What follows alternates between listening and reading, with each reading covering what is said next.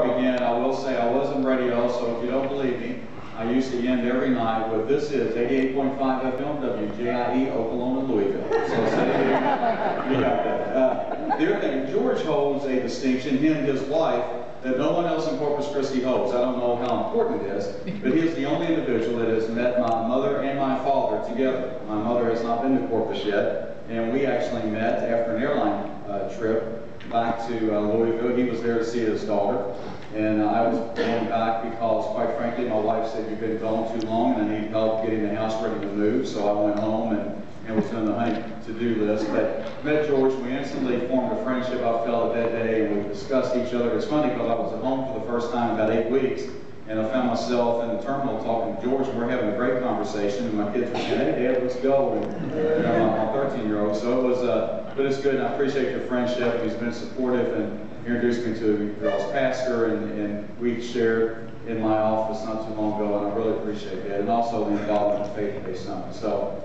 thank you for that. I just wanted to come tonight and tell you a little bit about your police department, and then I want to tell you a little bit about myself so you understand a little bit where I'm coming from as a police chief. But before I do that, there is a person that is near and dear to me here tonight, and that is the former interim chief of the Corpus Christi Police Department. And he was chief when I arrived here. He has been instrumental in helping me. He's very honest.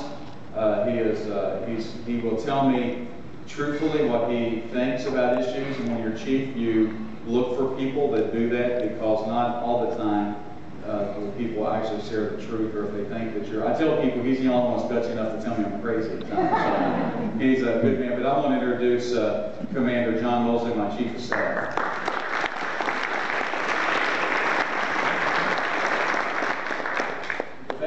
As John is retiring. Bad news for me, good news for he and his family. So he is going to be greatly missed. He has dedicated his life to this community, and now he can get a little bit of a reward on his own. So he's still going to be involved with the police department. We've kind of convinced him to still volunteer at times. So I really appreciate John's work and being my chief of staff. That is a very difficult job, and especially all the things we've been doing over the last year.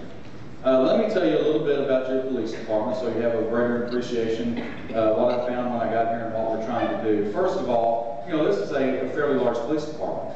We don't think of it in terms, but largest in South Texas.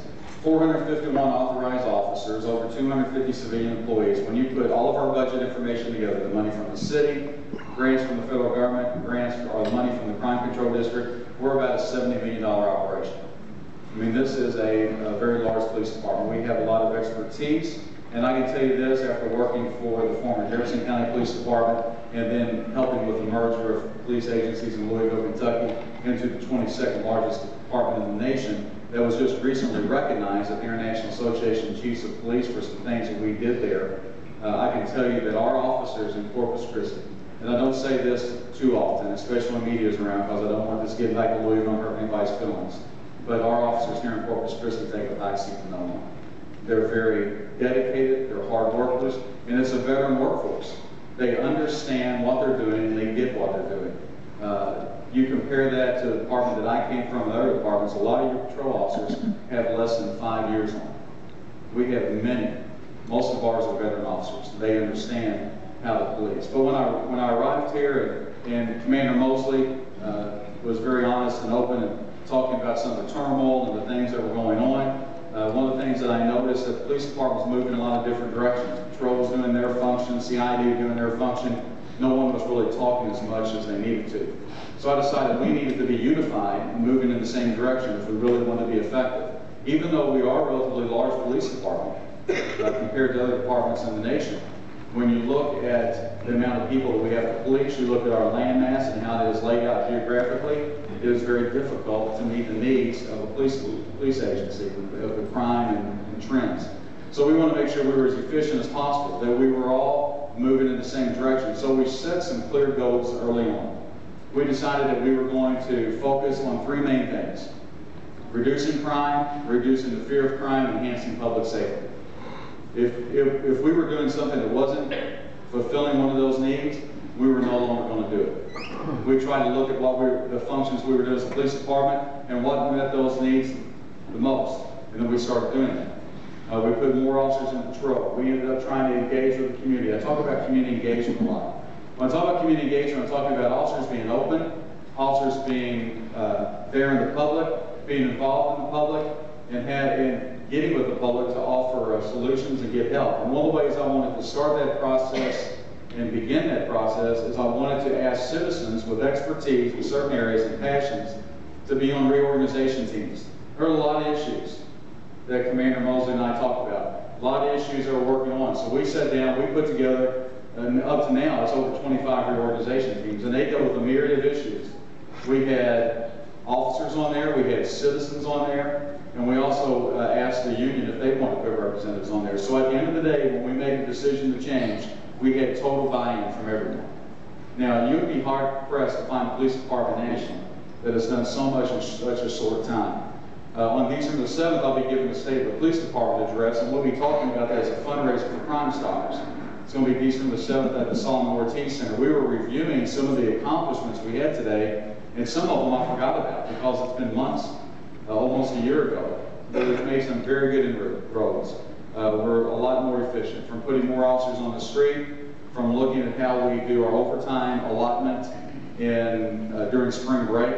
This city, we have paid about $180,000 a year because of the spring breakers. That is $150,000 in salaries, $30,000 for overtime, $180,000. I'm pretty good at math, even though I came from Kentucky. I can add up. So we did that. What we decided to do is we needed to be more efficient as a police department. We've had budget cuts. It's a tough time. How can we provide safety? How can we challenge the basic assumptions of what we've done before? How can we provide safety and yet save money? And what we did was we changed work schedules for officers and had them working different times to fit our needs. We had our detectives having to take shifts on the beach doing it. So at the end of the day, we increased public safety, we increased officer safety, and our total price tag was $7,000. Wow. That's the type of things we're doing as a police department because we have a responsibility to be good stewards of taxpayer dollars. And we will continue to do that. Our reorganization teams will continue. They will move into what we call efficiency teams as we look at everything we do. One of the other things we did to move us all in the same direction is we put a CompStat program together. CompStat is computer-generated statistical data that we look at and we try to start talking. We're introducing that to our work group. We have officers that come every Wednesday, second and fourth Wednesday of the month at 3 o'clock. You are always invited. We only have one more though because of holidays. That'll be the second week of December.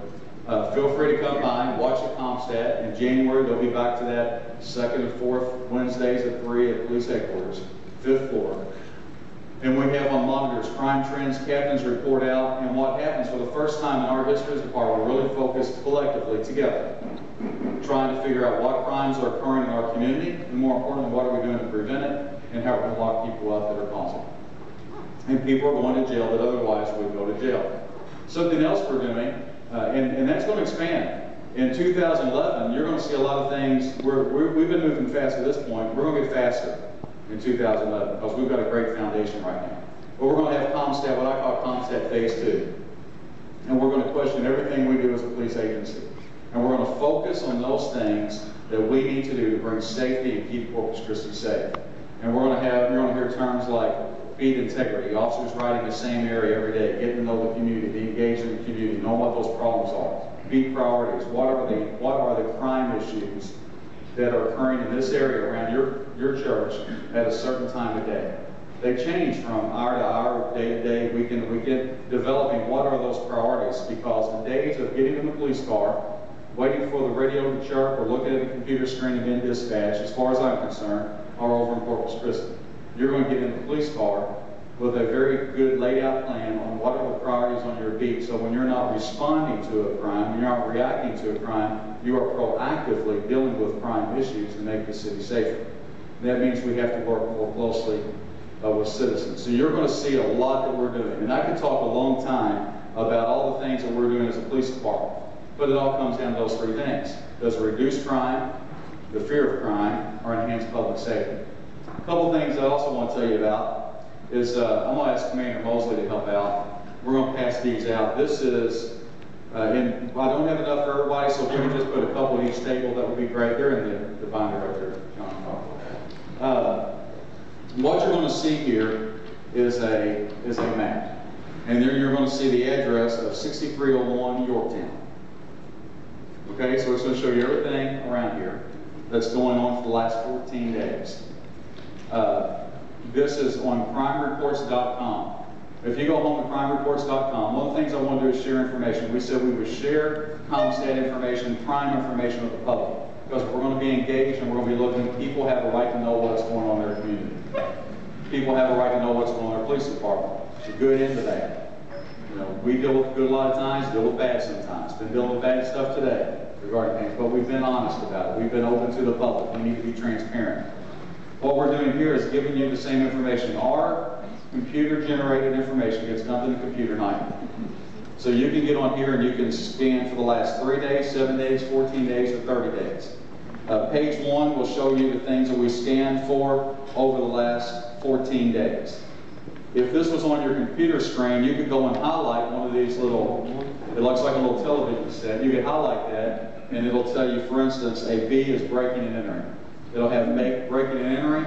It'll tell you a little bit about it, if it has anything, and it'll have share with a friend, so you can forward it to someone, or it will have submit a tip. So that's one of the ways that we're giving you an opportunity